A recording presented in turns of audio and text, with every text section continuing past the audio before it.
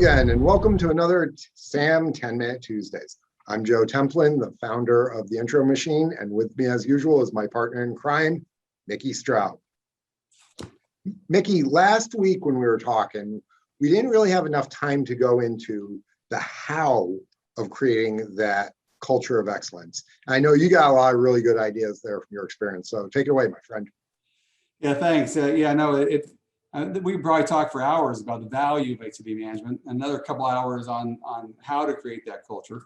And, we're not going to say that we have all the answers. We're not going to say that we've built the biggest companies and have all the solutions. But Joe and I have really studied, the best people, the best leaders that we've known across the industry for so many years, read their books, went to seminars, we've built our own teams.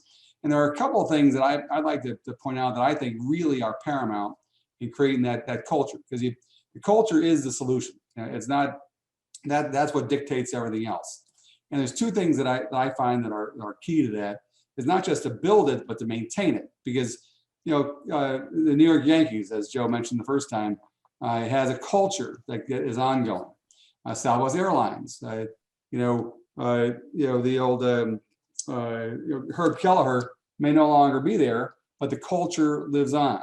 I think there's two things that are really key that I know I certainly read in this book, which is by the way an autographed personal autographed copy from the founder. Because I'm a real ambassador for that company, which they dubbed me. But number one, you have to have the right values, and those values have to be public and have to be reinforced.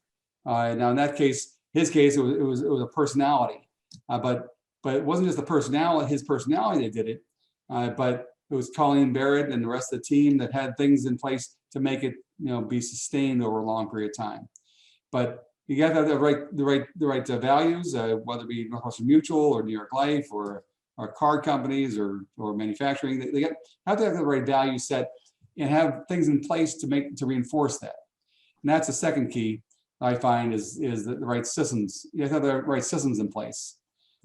Michael Gerber, in his book called The E-Myth, talked about how the people don't run the business, they shouldn't run the business. Systems run the business, and people run the systems. So that when the people aren't there, the systems are in place to keep it going.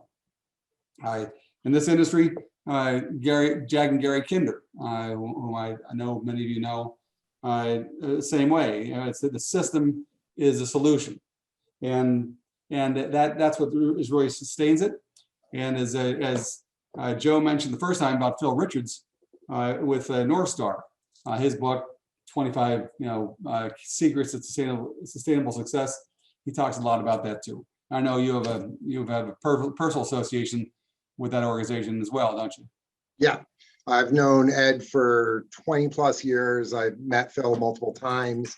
I've done some work with them, and you come on board to their organization and you have images of success.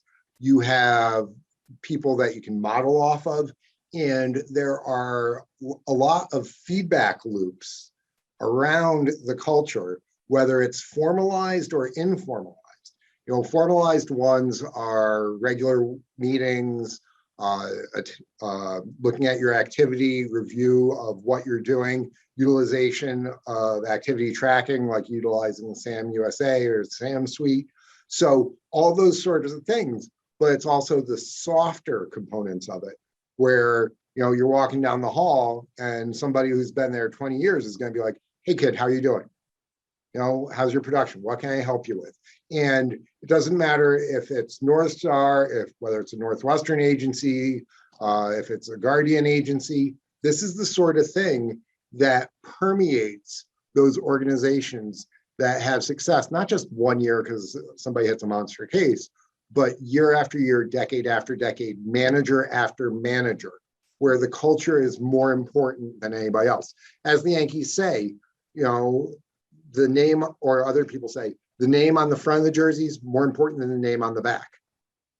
Yankees don't even have their names on their jerseys because it's the pinstripes that are important, more important than Derek Jeter or Mariano Rivera or Aaron Judge or Yogi Berra even.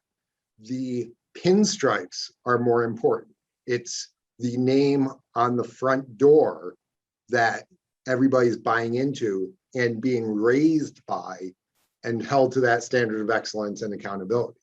And so there's those feedback loops, both formal and informal, that allows everybody to focus on doing what they need to do to be excellent, to hit their personal goals.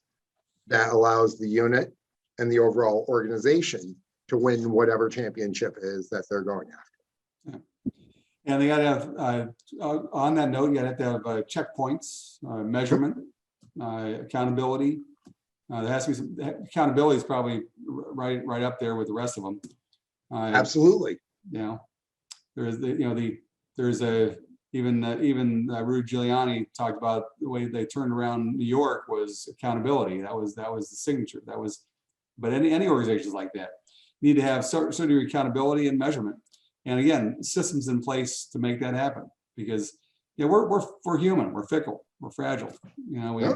We need a track to run on, and a way to keep it going. Churches and religions are no different. We know, and they laid out. We all know the 10 Commandments. Those are That's the a pretty rules. good guideline. Pretty good guideline. They're not 10 options. They're 10 Commandments. And that's probably the way. I guess to hitchhike off that, a lot of companies do the same thing. These are the non-debatables, the bucket 3 items, as I like to call them. This must be followed, and if those values are reinforced, if those meetings are reinforced, if those conversations are reinforced, and then again, success really depends on the one on top. I know anytime I've gotten off track, so as the company, it's been my fault, but that's you have to lead by example, right? And it goes all the way down to the individual. So like in the United States Marine Corps, you go through basic training, you're a private in the Marine Corps, you've then become a Lance Corporal, and you are suddenly a leader, and you have responsibility, and you are being developed, and you buy into the mission of the Corps all the way down to having standards that you're at your level are there for your education and development, and what you're expected to do for the younger individuals coming up behind you, even if they're only 6 months behind you.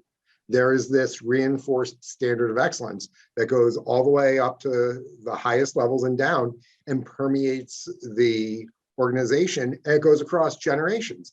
I know 80-year-old Marines, and it's not a retired Marine because they're always a Marine. Once a Marine, always a Marine. And it just continues, and it connects across generation, across the country, across the world, across demographics, religions. It creates this culture of excellence.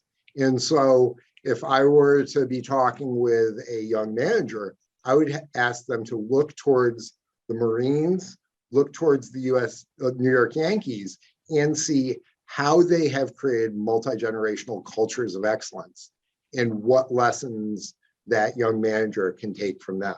Now, when you mentioned about the Yankees earlier, I thought about the Marines. You said there's no names on the back. It's all about the Yankees. That's you play for that team. You are a Yankee. That's the one thing that separates the Marines from all the other branches of the military. That really hit me this past back in May. I'm a chairman of our Veterans Memorial Committee, and we happen to have a Marine as a guest speaker, General Castelvi, and it really hit me that you don't join the Army and become an Army. You don't join the Navy and become a Navy. But you join the Marines and you become a Marine. You become a Marine. You'll always be a Marine. To your point, they're never not a Marine. There's no ex-Marines. There might be former or retired Marines, but you're always a Marine. And that's part of the culture. That's part of the values. It's part of the systems that the organization reinforces and reminds people of it from the day they start to the day they finish. Oh, and they have completely bought into that culture, just like we're trying to help these managers build the culture that people can buy into. And one component of a highly successful sales management culture is knowing that sales is an activity game. and introductions let you win that game every single day. Hey. Thanks, Joe. See you next week.